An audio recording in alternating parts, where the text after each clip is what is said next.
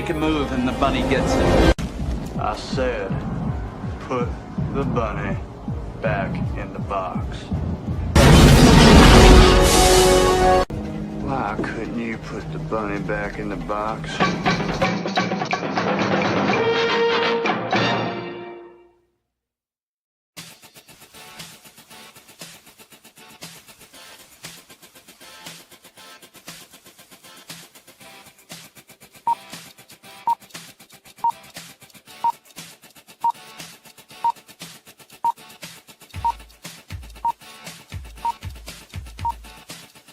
It's showtime.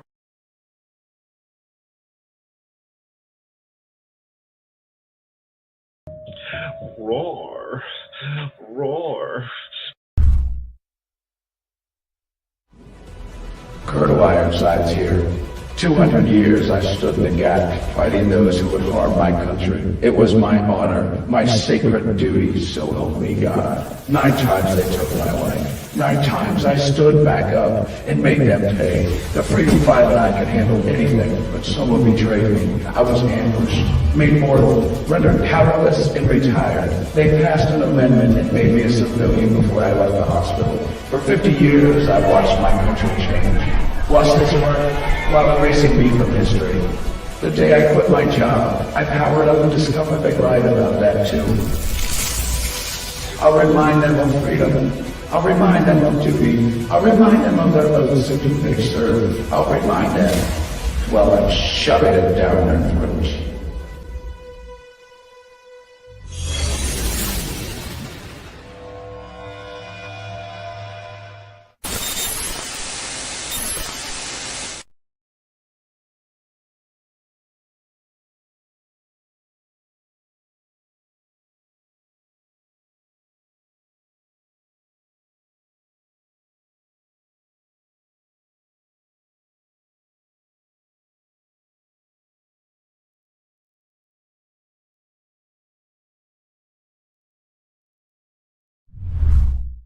Psychically, I'm very well endowed. I want to know what you're thinking. There are some things you can't hide. I want to know what you're feeling. Tell me what's on your mind.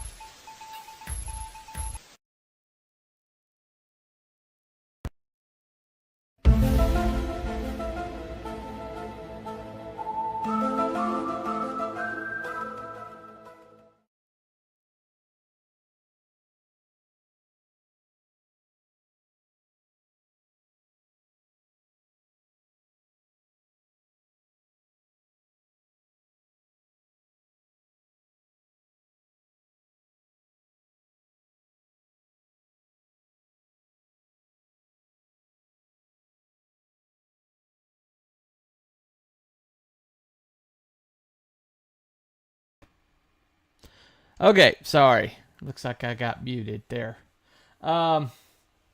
Anyway. Man, I am bleached out. Hold on. Alright, that's better.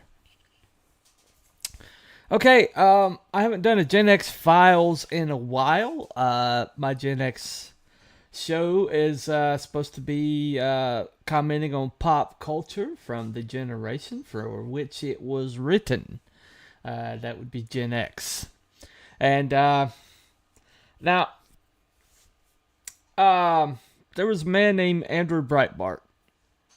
And one of his most famous declarations was he said that, you're going to call us racist, you're going to call us this, that, and the other thing. And war. I declare war. you know. And basically, he was just talking about how that they were going to push back, and they weren't just going to take it anymore. And a lot of people believe that he is the godfather of the MAGA, whatever MAGA is, whatever you want to call it. People have different ideas of what it is. It came out of the Tea Party movement, and then kind of coalesced around a certain presidential candidate who became president in 2016. Now, the person who the whole entire media apparatus, the whole entire powers that be had kind of earmarked for the presidency was a certain lady who happened to be ex-president's wife. I'll just say that. Whether she has a body count or not is irrelevant to this situation, this conversation. But anyway, so around that time, they didn't get their way. They thought they had the whole entire thing rigged, and they believed that that they could determine or choose who the candidate was going to be, and up to that point, the previous two presidential elections, they kind of had controlled opposition. And who made the mistakes that, when they wanted them to make the mistakes. And it's so, but the problem was this candidate came from completely outside the system, wasn't playing by the rules, and was completely upsetting the apple cart. Okay. Now, up to this point, things were slanted. They always had a slant. But at the same time, they would allow other points of view, other perspectives. They would allow for some diversity of thought. Diversity in the writers' rooms, diversity in the casting, in that if it was appropriate for a cast to be all one shade as opposed to another, then it would be allowed. If something was historically accurate, they would have the appropriate casting. Okay. The gender roles weren't blurred that much back then. Now there was some alternative lifestyles in our media, but you could count them on one hand. You could kind of they were kind of segregated in a way, and so people who wanted that media could consume that media, and they could choose not to.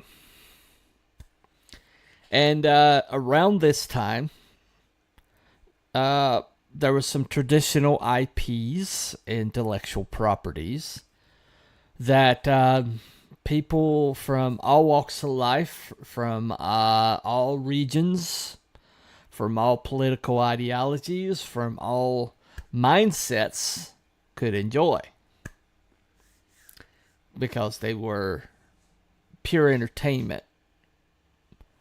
And they were written with entertainment in mind, with storytelling in mind. Now, some of this stuff that we later came to call WOKE was already in society, was already in the zeitgeist, as it were. I think comics were pretty much, heading in that direction by this time.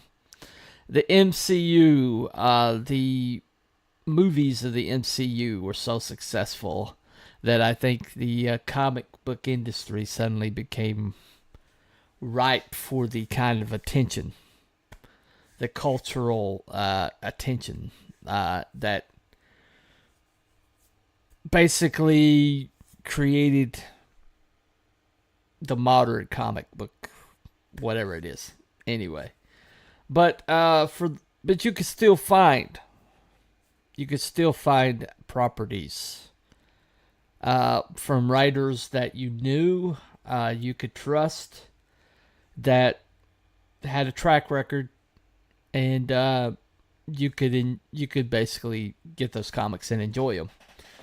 You could ignore the new stuff. You could ignore things that went in a new direction that was not as, ideologically neutral as one would hope. But there were still things you could enjoy. But what 2016 did, it was seen as a declaration of war. And so suddenly everything was slanted. Everything was hostile. And everything was us versus them. Became partisan, became, there's a word for it. I'm trying to keep my, verbiage as neutral as possible. But let's just say that everything became kind of like the people who made the art were no longer making it for the fans or the people consuming the art. And that really came in around 2016. A almost suicidal distaste for the people who were going to consume the art or the product that you were going to put out. There was a famous punk performer named Gigi Allen. And Gigi Allen had nothing but contempt for the people who came to his concerts and bought his albums or whatever. He used to throw his own feces at them. I mean, he would do horrific things, and the crowd would kind of, cheer him on. The ones that didn't run for the door. But the thing about it was everybody knew he wasn't long for the world, and so the spectacle was kind of like the thing. And sure enough, he didn't last that much longer. But the thing about it was you can't do anything like that long term. You cannot. There's a symbiotic relationship that has to happen between the people making the art and the people who consume the art. Now, there's always been this kind of modern art ideal where people they would declare things art, and then they're like the emperor's new clothes kind of thing. Well, this is art. Okay, well, what's the price of it? Oh, it's $7 million. Okay, but I can say that I own this piece of art for $7 million. Okay, here's $7 million. And then there's kids with stuff on the refrigerator door that's better than what's on that canvas. Except because somebody paid $7 million for it, it suddenly became worth $7 million. And so that was always part of the culture. But the thing about it is, though, is something is only as valuable as what somebody's willing to pay for it. And so that's a niche thing, okay? And you've got a bunch of pretentious people sitting around saying, well, I don't want everybody to know that I don't understand this, because nobody really understands it. But by golly, the emperor has clothes, so I don't look as less sophisticated than the people I'm surrounded with. I'll, throw money at this banana taped to a board, or picture of Jesus in urine and things like that. And so, but the thing about it is art is only as valuable as what you're willing to pay for. And mass market art is not, that model doesn't apply. And yet they took that philosophy of, we're just going to fake it until we make it. We're going to tell you this is art, and you're going to buy it because you don't want to seem less in our eyes. You don't want to seem less intelligent or less enlightened in our eyes. So you're going to consume this because we're going to bully you into it. We're going to guilt you into it. We're going to shame you into it. But the thing about it is that only works when people are afraid you're not going to like them. That only works when people feel like they're having to put on a front.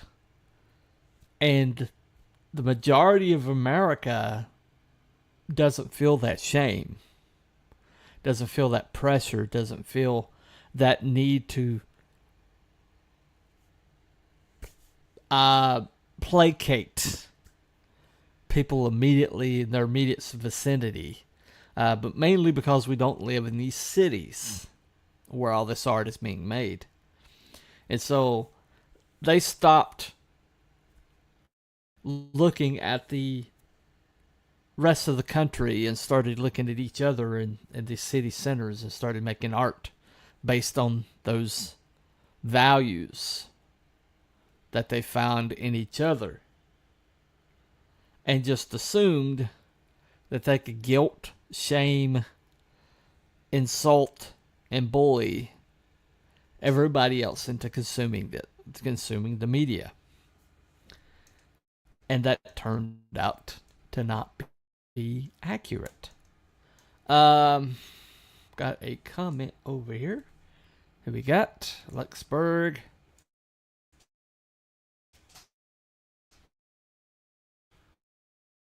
Like the Emperor's New Clothes, boy cried would come up less and less. I've noticed it become more and more necessary. Yeah, isn't that right? Yeah, it's interesting that those stories seem to have disappeared out of our zeitgeist. They seem to have disappeared out of our culture. That's a good point. That's a very good point. Yes, indeed. Those stories have seemed to have evaporated somewhat. But yeah, so the philosophy that became the prevailing philosophy, and you're like, how in the world could this have happened? Because there's a funding source to force cultural change by a very powerful entity called BlackRock and another powerful entity called Vanguard. And through this, and by the way, our tax money, through this program called ESG, Environmental Social Governance. This is a program that they got from overseas, from Europe. And there's something called stakeholder capitalism that came in. It was no longer stockholder capitalism, it was stakeholder capitalism. And that was also a European model that came in. And so what happened was, suddenly these companies were forced, but through COVID funds particularly, but this was 4 years before COVID, this is ESG era. And so the ESG funds were available, and the ability to use banking systems, which ESG would prevent if you didn't follow the guidelines, kind of forced a cultural change on the people at large. And so suddenly everybody who had talent became like not the deciding factor. Quality was no longer the deciding factor. Art was being judged through the lens of ideology. Okay? You're no longer being cast for a role because you look like the source material said you should look, or because you fit the character, or you fit the historical president. You were being cast because these guidelines were saying that you had to have a certain amount of people of other diversities, of marginalized. Marginalized was the big word. Marginalized people. You had to have a bigger percentage of that before this money would be available to you. If you went by these guidelines, then the heavens would open, tax money would rain down upon you, and to the extent that you no longer had to care if people were consuming your product. That wasn't the concern anymore. It wasn't the goal, okay? And so what happened was, suddenly roles were being cast in ways that were unrecognizable, and plots were being rewritten. People were switching their bedroom priorities and trying to skirt around words that are going to get me my stream suppressed. I probably am too late, but for even talking about this stuff. But what happened was, when all these people were shoved out of the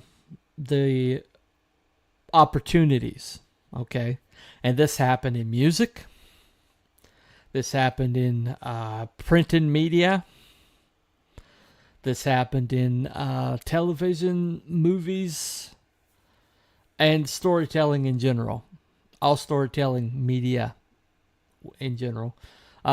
Suddenly every single news outlet was pointed in another direction.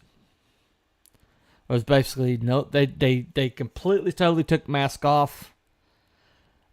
Catherine Herridge, I think her name is, actually said, I no longer feel that I have to be give equal time to both sides of an issue. She says, because I feel morally that I cannot give equal time to both sides of the issue anymore. And so this is like one of the big. She was doing this. I think it was the Pulitzer Prize. She was receiving a Pulitzer Prize when she made this speech, and this was back in 2018, where she basically just said that I'm no longer going to give both sides a fair hearing. And mask was off. Suddenly, all news media, including the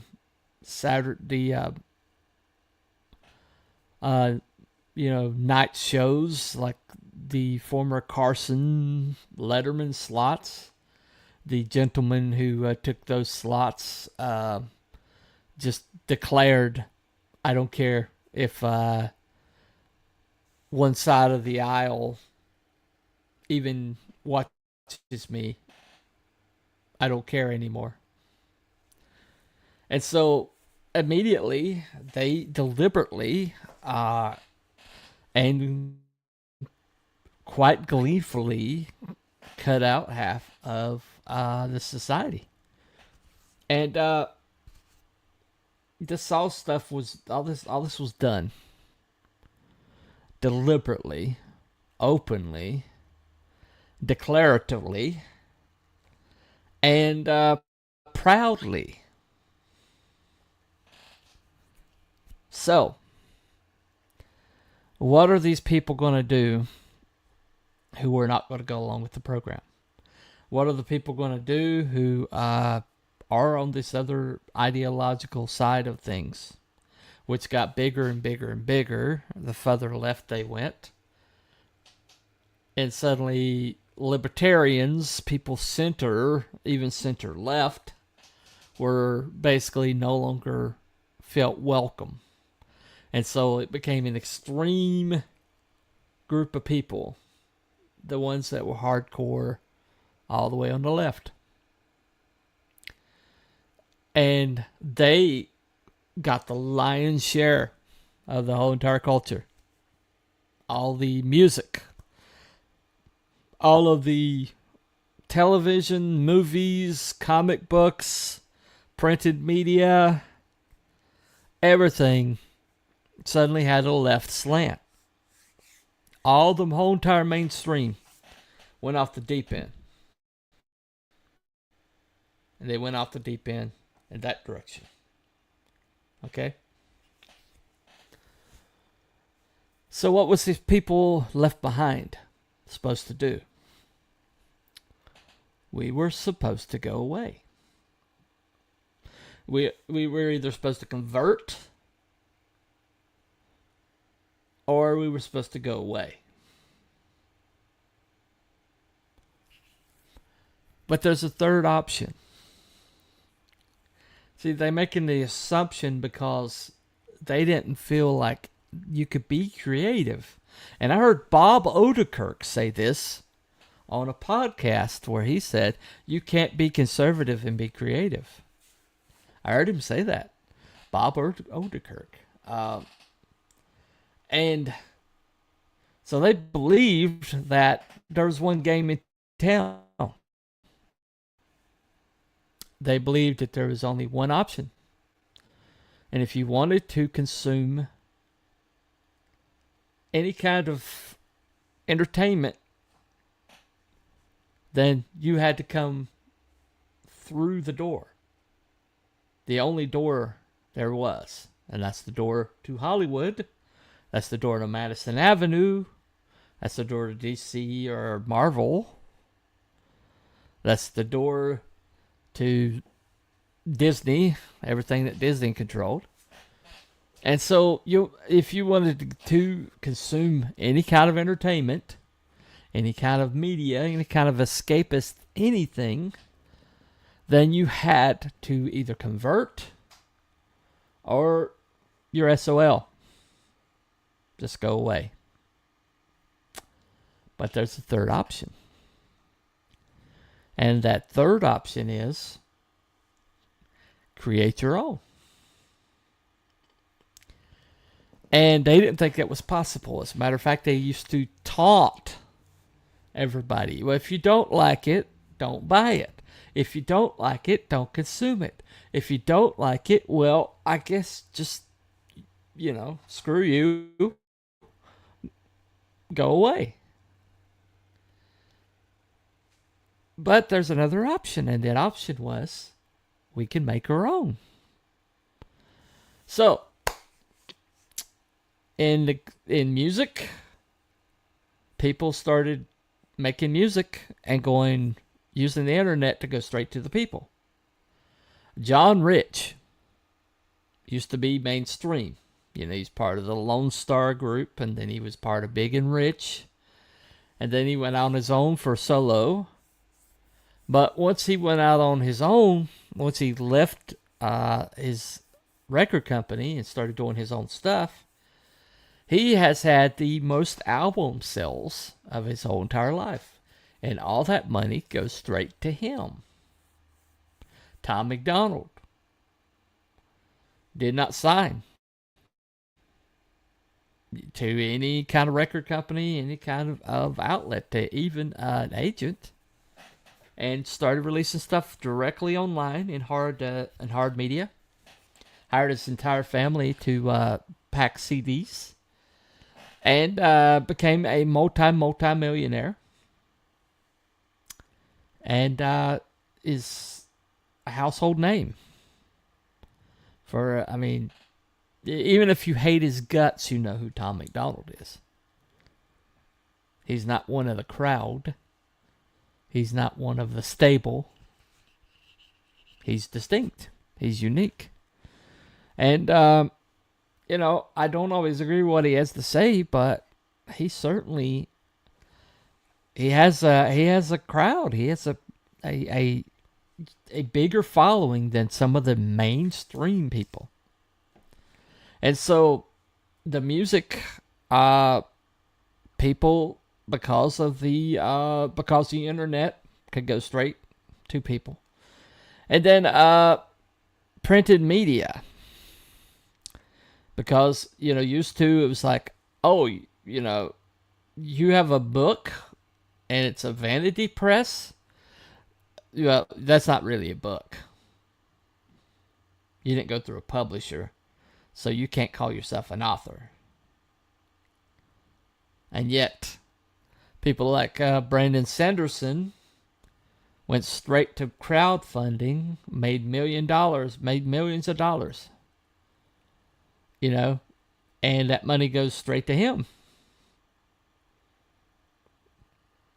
And printing cost, except for the last 4 years, for reasons we won't go into, have lowered enough, and quality printing has lowered enough that ordinary people could print their own stuff.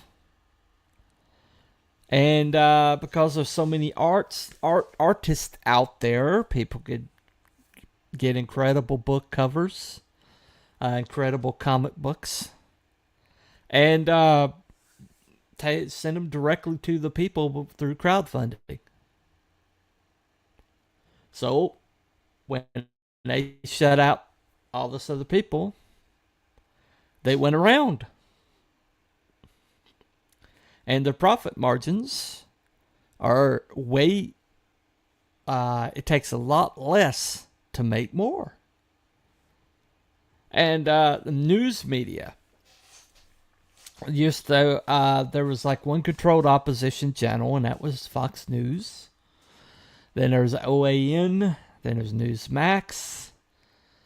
But, the only one that was like big enough that it could take on the 4 big channels and CNN was Fox News. And it became bigger as a streaming channel.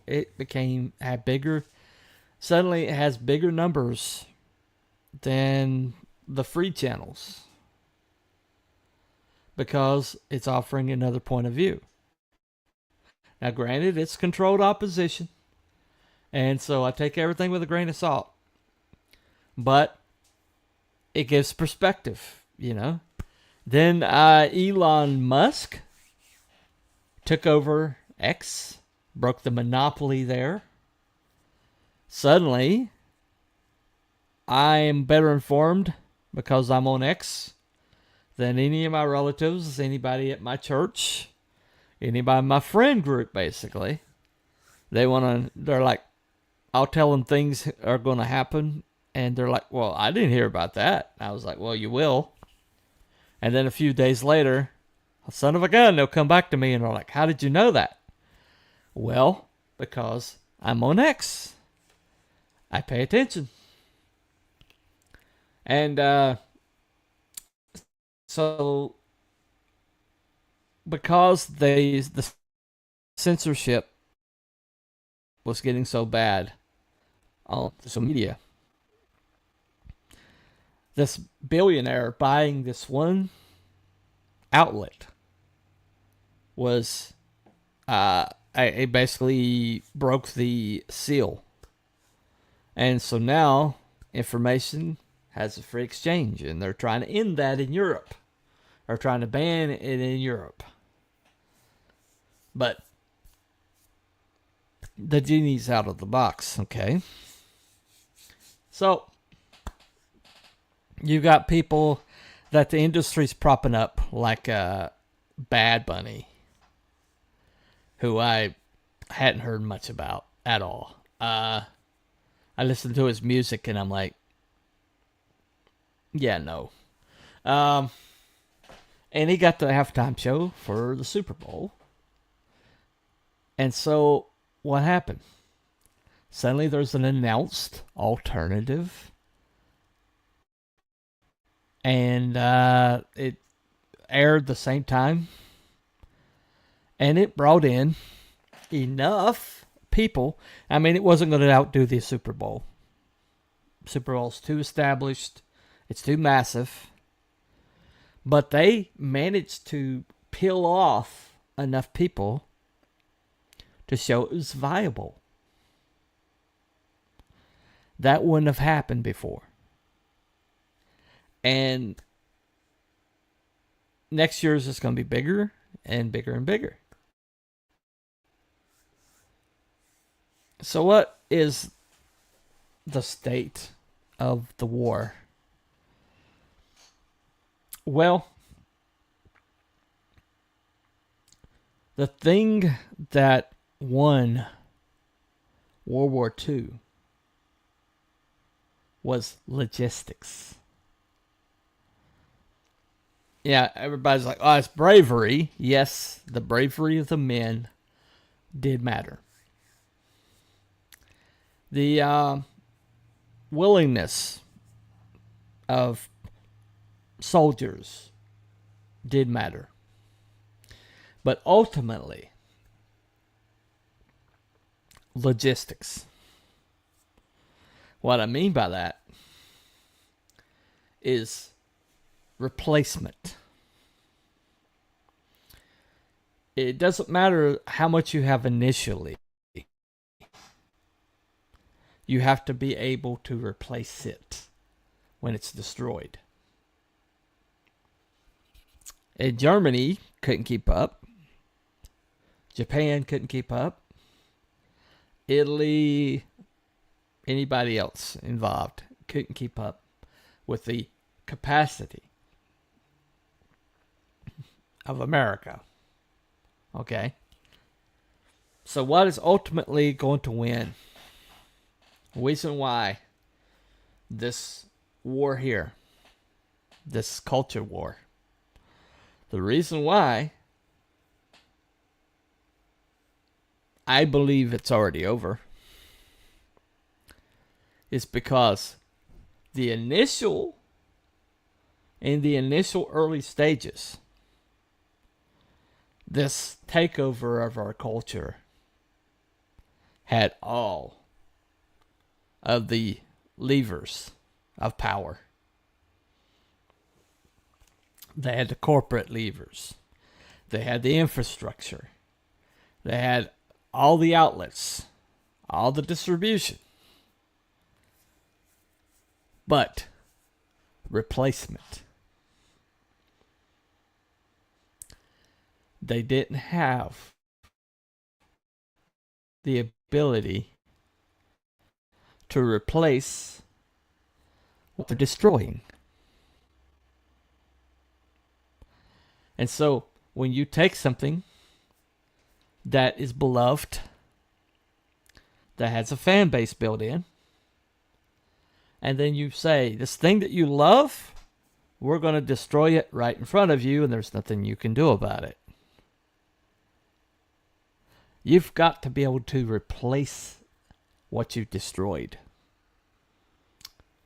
And because they have emphasized other things than meritocracy, because they have emphasized other criterion besides ability, because they did not have ability to replace what they were destroying, what they were burning down. What happens is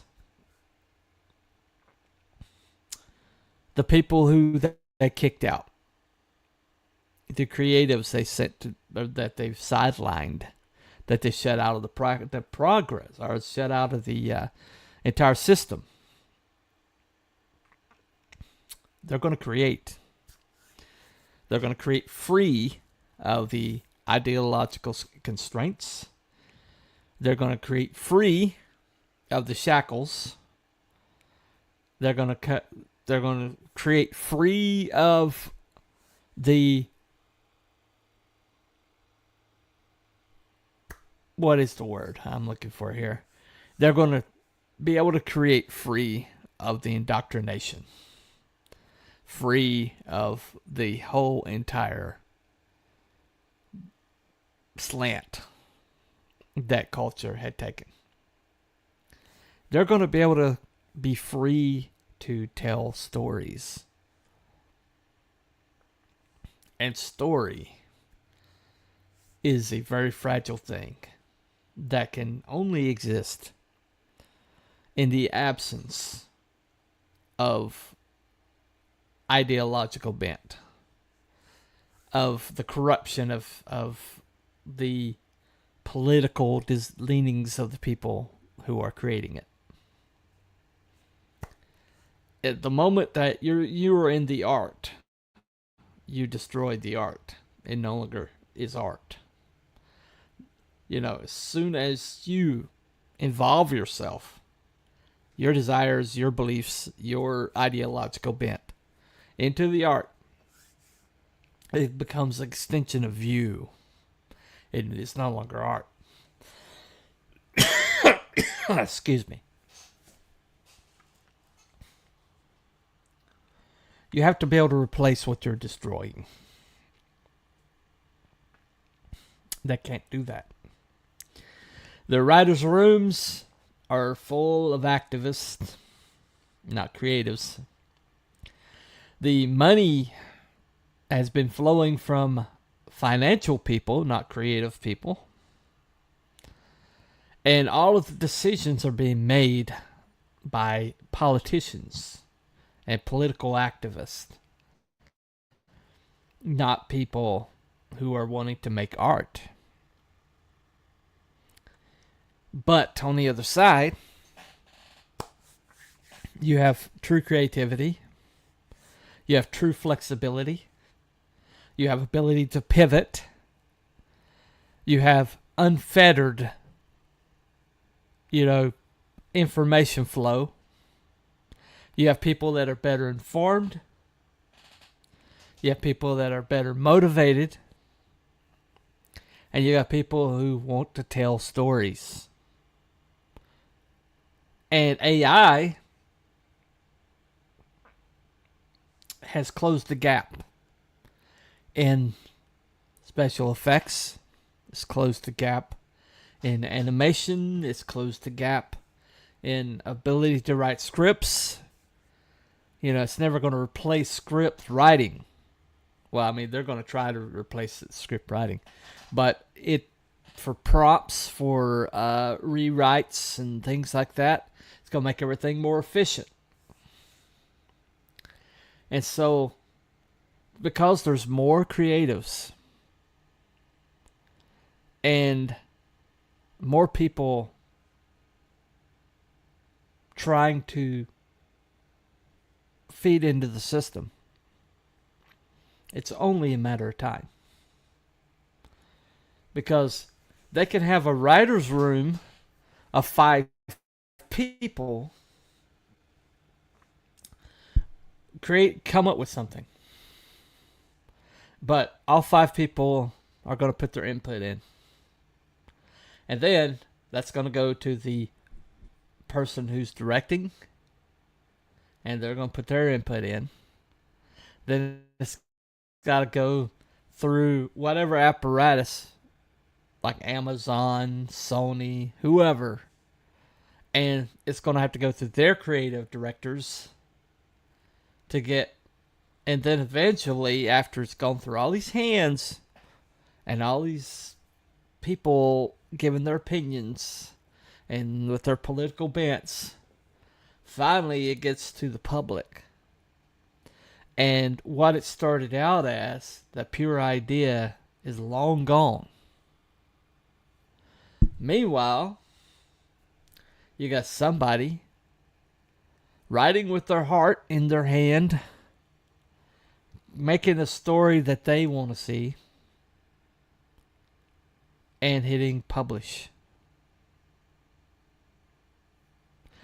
And because we have improved infrastructure and improved the ability for people to get to the public at large, that pure idea gets translated almost directly to the customer. Without all these hands, without all these apparatuses in place, it's not going to offend somebody who's not going to consume it in the first place. They cannot replace what they've destroyed.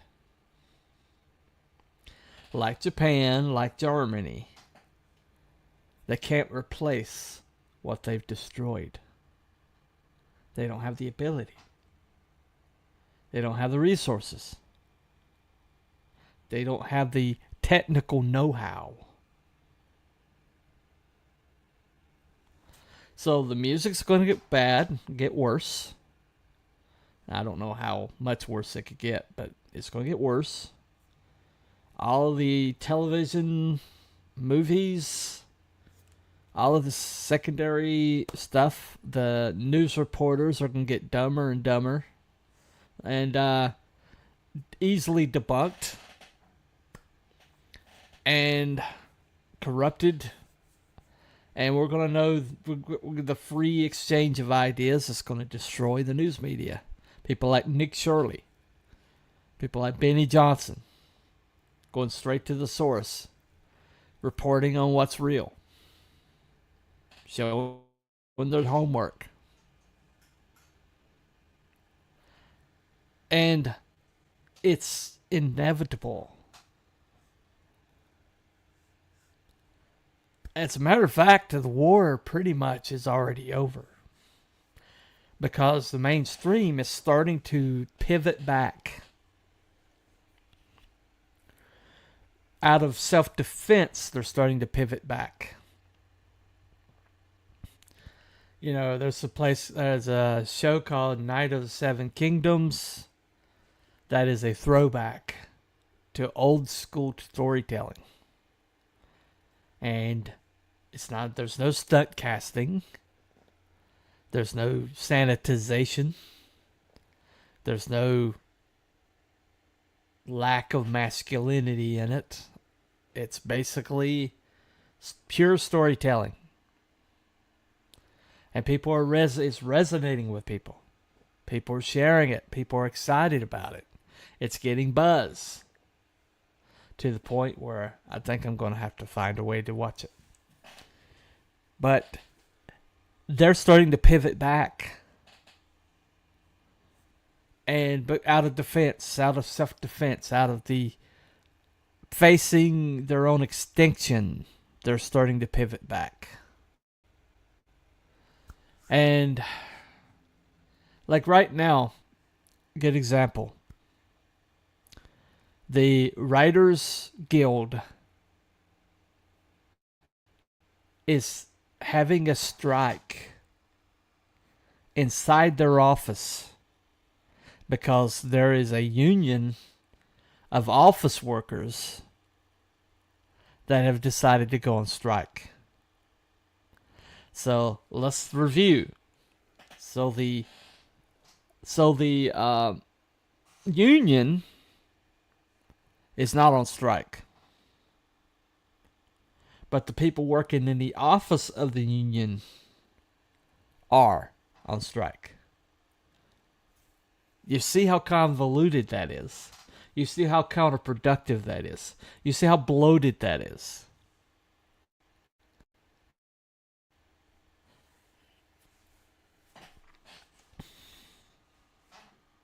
War is over. Right now, we're just wiping it, or just mopping it up. So, in the middle of that, more independence, more independent resources, more independent storytellers, more independent musicians, more independent writers, more independent artists, like Markiplier and Iron Lung. In 3,000, was able to be in 3,000 theaters, or 300 theaters, I can't remember. A lot of theaters. And he was able to compete with the big boys. YouTuber, using his own money, using his own customer base, the people who watch his stuff, his content, went to their theaters and said, please get Iron Lung. And they were able to get a nationwide release without a distribution company. Without a distributor.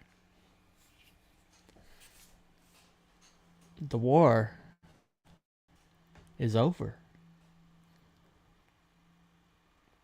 At this point, it's just mop up. The war that Andrew Breitbart declared. The war that officially kicked off in 2016. Here we are, about 10 years later. And it's over. Now, there's been a lot of casualties. We've lost a lot of beloved franchises and IP, intellectual properties that were beloved. We lost fan bases, lost a lot, and we're still losing. My beloved Narnia is about to be desecrated by a radical feminist. And that's going to hurt. But somebody can make a new Narnia.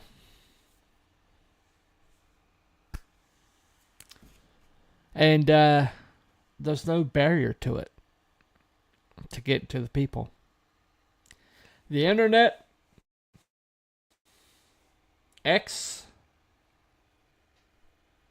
those two things, social media and X, have broken the stranglehold. And now, All these other places, they're starting to follow suit. They're starting to allow more free speech. I mean, YouTube's doubling down, but there's free speech alternatives to YouTube now that weren't there before. And a lot of these places are starting to lower or to allow more free flow of information. They have to. They have to. They're facing extinction otherwise. The war is over. At this point, they just don't know it yet. They're going to course correct, but the damage has been done. You can, at some point, surrender. But it's like Ukraine. If the Ukrainians surrender at this point, all their cities are dead, and most of their young men are gone. And even if Russia declares a ceasefire, how many people have died out of Russia? How much destruction has been in Russia? The damage. There are things that can't be retrieved when you have a war. There are casualties. There are things that have been wiped out that will never be replaced. They're irreplaceable. All you can do is dig through the ashes, figure out what's left, and replace it. So the war's been costly. This culture war has been very costly. And we've lost a lot. But at the same time, the large energies that these IPs, these intellectual properties, had in people's lives have left wide open gaps for some new visions, for some new storytellers, from new stories to enter in and take the imagination of the culture. And we don't know what shape that's going to take yet. It's exciting. Mourn what we lost. Get excited for what we're about to gain.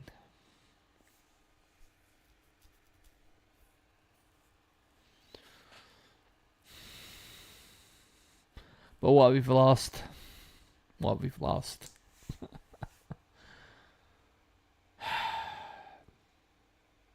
And for why? And for what?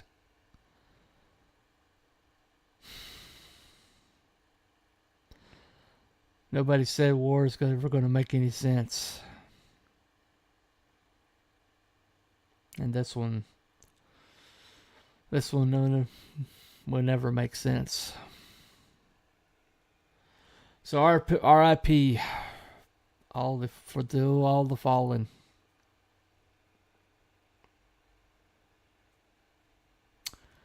This is ugly. This cost us a lot. And we're still paying. There's still skirmishes.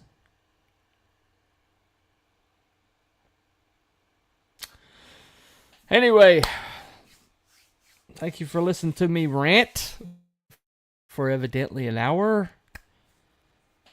And I will see you all next time. This might be the last Gen X Files. I don't know. Seems like this will be a good place to stop. But either way, Bunny is still available, is still going to keep going. I'm going to have to decide what I'm going to do with this Thursday night slot. But Saturday night is still Cryptids and Conspiracies. We've added some new blood with John's Lone Box. And we've had some really good shows here lately. So that's going to be this Sunday night, or the Saturday night, 7 o'clock. We're going to talk about the Arctic Wall. What is beyond the Arctic Wall? And why is that the only treaty that all the nations agree upon every time it comes up for renewal? But that's what we're going to be talking about Saturday night, 7 o'clock. I hope to see you there. So until then, follow the White Rabbit. Come on. See if it's going to come up for me. All right. Bye, everybody.